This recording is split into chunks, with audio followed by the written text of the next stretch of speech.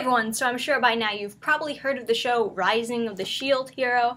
I've been watching it and I think it's very, very good. Now I'm trying to do this new thing where I wait for the whole first season to come out or something and then do a review of it and say what I thought about the whole season.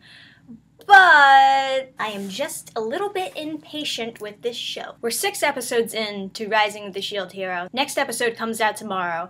I was 100% sold on this show ever since the first episode. So for those of you trying to decide whether or not to get into it or whether or not it'll be something that's worth your time, I knew that it was worth my time mostly because I was trying to get into some more fantasy animes, and I know that there's a lot out there, but I have a particular taste that needs to be fulfilled. So I'm looking around for fantasy animes. Everyone keeps on recommending Goblin Slayer to me. Anyone who knows me would know that I would be traumatized after seeing the first episode of Goblin Slayer. I can't handle that. I just can't. And then there are a billion other animes that are just about people being trapped in medieval video games. And you could argue that this one is a little bit like that, but it's really not. So the plot of Rising of the Shield Hero is there's this main character, of course. They briefly go over his story within like the first 2 minutes. It's this idea that he doesn't have to work for a living. He can just kind of stay as a shut-in. They say it's because he saved his brother's life, and we don't really get that much information on that, but I'm kind of curious about it, and I kind of hope that maybe we'll get some flashback about how he saved his brother's life and, you know, what kind of person he is or was. But it isn't too long until we get pushed into the plot. So he picks up a book that he finds at his local bookstore and ends up getting sucked into another world. Like, the book kind of serves as somewhat of a portal. So the people from this other world were doing a summoning, and it all had to do with a connection to the portal. They were bringing forth heroes, and there is the sword hero, the bow hero, bow and arrow hero, the spear hero, and the shield hero. 4 heroes. Obviously, the main character is the shield hero, even though the shield is not technically a weapon. Everyone being summoned there is from another world that is not a fantasy world, and you can tell by the clothes that they're wearing. But as we learn about later, they're all from different versions of Japan. So they're not from the same Japan, meaning that there are other worlds out there that might mimic the Japan that the main character's from, which I'm guessing is the main Japan that we know, but everyone else is from a different world, and they all got summoned to this fantasy world together. And immediately when you get introduced to these heroes, you can tell there's a huge contrast between them and our main character. The main character is a lot more nervous. He wants to try to do the right thing. He's not really confident or assertive, while as the other people, they get summoned, and right away they're like, well, why should we help you? You should bring us back to our world. You didn't even ask us to help you. You just summoned us here. And, you know, they're right. they didn't ask them, oh, hey, you want to help us save the world? No, they just summoned you guys there. And the shield hero is like, well, I guess we'll hear you out. Everyone else is like, no. What's more, you can tell that people have somewhat of a bias towards the shield hero. And there have been other heroes before their time, so that bias that they have with the shield hero could be because of a shield hero that was before him, before the main character, Nanfumi. But as of now, we haven't really gotten into that. So the way that this world is presented is everyone has somewhat of a magical status that allows them to, like, look into their inventory and organize themselves, leveling up and getting different powers, different magical powers. It is a lot like a video game, and they mention it in the show that, hey, this is a lot like a video game. You know, they got the spear grids. They literally have those annoying spear grids in the show. So it's interesting that they have, like, the same organization as a video game would have without it actually being a video game, because it was technically like a portal that they went through, and they went through a book.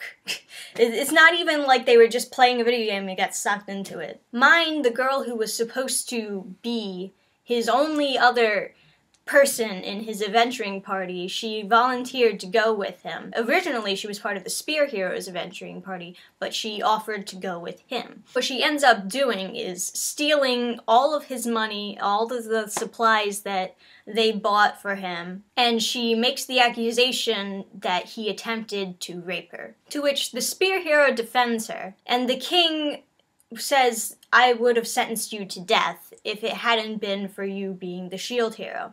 And unfortunately, it's not a situation where they can just send him back, because the mission has to be complete for everyone to be sent back. So the king decides instead that everyone will know that Naofumi is a rapist, basically. And his punishment will be that everyone will hate him for that. Everyone will see him as scum. Women will stay away from him. So because of this deep betrayal from mine, Naofumi is crushed and broken. He has nothing left.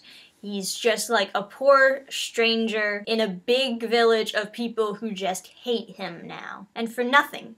The only thing that he can blame it on is the fact that he was the shield hero. Like, oh, well, if I wasn't the shield hero, things could have been different. So the reason why the first episode is so good is because that betrayal gives such an interesting character development. All of a sudden you have someone who is like, you know, not so confident, kind of awkward, wanted to do the right thing, and now he's changed to be very bitter, very untrusting of people around him. And the essence of his character is that he is a tank. He can't fight, but lower level monsters don't really have any effect on him. And what's worse, he can't level up that great by defeating monsters. He needs a party so that he can level up, so that he can become stronger. And unfortunately, he is all alone. That's a very interesting position to put a tank in. And I really love how he, so there's this running joke that these lower level balloon goblins or whatever can't really hurt him when they bite because he's the shield hero and he has very high AC. So they're just biting him the whole time, and he has them under a cloak. And they're doing no damage to him whatsoever, but they do damage to other people. So whenever somebody is like not giving him the right price or trying to screw with him, he just unveils his cloak and there's just a bunch of lower level goblins out there, and they're like, what the hell? And they just attack. It's like, well, I don't have to do damage to you. Get 'em, goblins! So anyway, after the first episode, he ends up getting a slave to do work for him so that he can level up. And you might think, oh well, that sounds kind of low. He's already hit rock bottom, but he's a good guy. Just trust me. Raphtalia is a demi-human who is basically a furry, and I believe she's one of a tanuki, so a raccoon dog. And their relationship together starts off very business-centered, but over some time you can kind of see them warm up more and more with each other. And you get it very quickly that Raphtalia wants to be there with him and wants to help him. And that definitely helps erase the slave aspect of it. What's more, you have episode 4, I believe. I don't want to spoil anything, but his slave is threatened to be taken away from him. And that fear of being alone again, it really strikes me, you know? So I'm really into Rising of the Shield Hero. I think it's a great anime so far. So much so that I went and looked into the manga. I ended up getting the 3rd one.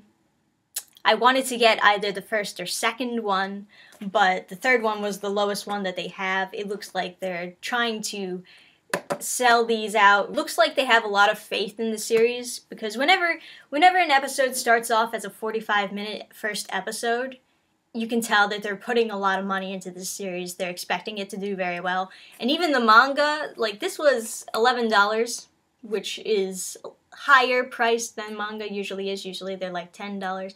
I think it was like $11.99, so it's really $12. Manga's slightly different from the anime, but overall it's like telling the same story. I would argue that the anime actually tells the story better than the manga, and I originally assumed that the anime was just an adaptation of a manga series, but as it turns out, there was originally a web novel by a different writer, and then a different writer came out with the manga series, and then a different writer came out with the anime series. So there's 3 different writers, actually. And I have not looked into the web novel yet, because reading novels that have been translated is usually pretty rough. I mean, unless you have a really, really good translator who actually puts a lot of effort in making the novel readable.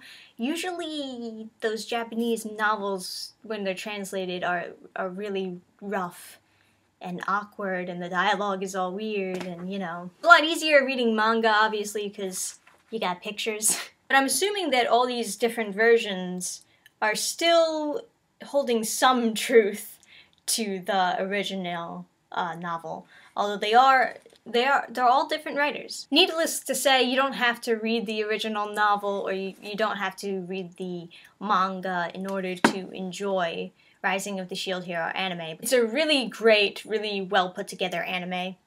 And it's actually animated. It's not a slideshow, so that's great. It's always amazing when you find good anime that they actually put money into the animation for. I love that. Keep doing that, Japan. I know that there's a lot of shitty things going on in America right now, but honestly, I feel like 2019 is going to be a good year for anime. You're kicking it off with Rising of the Shield Hero, and then you got Mob Psycho Season 2, One Punch Man Season 2, and a bunch of other new anime coming out that I've been enjoying. Guys, you gotta look at the new anime. There's a lot of it coming out recently that's just been on point, very good stuff. So in conclusion, this show, definitely worth checking out. I watched it all in sub. I know that there's an English dub out there. I don't know which you guys prefer. I normally prefer sub myself, but Adam prefers dub because he's a weirdo. But I haven't checked it out. I don't know if it's a good dub. I don't know if it's like some janky translation or some awkward voice acting snagged in there, because you know how some dubs can be where they try to make it funnier than it originally was. But regardless which one you decide to watch, you gotta watch this show. It's great, it's lovely, it's anime. So comment below what you think of the show if you have watched it. Leave a like on the video, support. I also left a link where you can find the manga. And remember folks, it's innocent until proven guilty. Bye! Program restart.